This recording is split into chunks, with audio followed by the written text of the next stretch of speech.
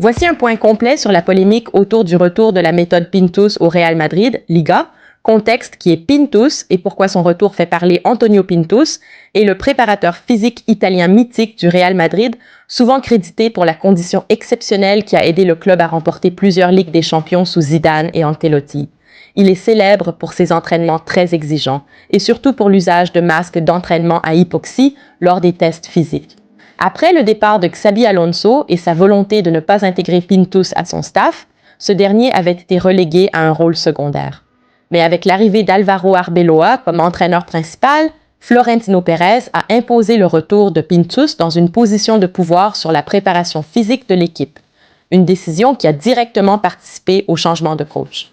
La méthode Pintus remise en avant. Récemment, le Real Madrid a organisé une journée très médiatisée de tests physiques à Valdebebas. Les joueurs courant avec des masques mesurant oxygène et CO2 clairement affichés comme un symbole du retour d'un esprit de travail dur.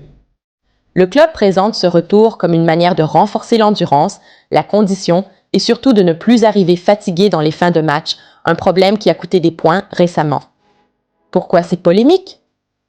Critiques internes et médiatiques. Beaucoup de supporters et de journalistes estiment que cette mise en scène est avant tout du marketing et que les problèmes du Real Madrid sont plutôt techniques ou tactiques, pas purement physiques.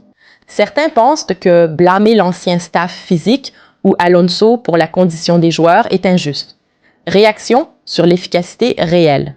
Plusieurs observateurs soulignent que le Real Madrid sous Arbeloa et Pintus n'a pas clairement montré de supériorité physique malgré le battage médiatique.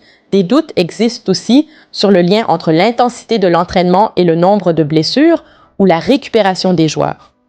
Le débat sur les priorités.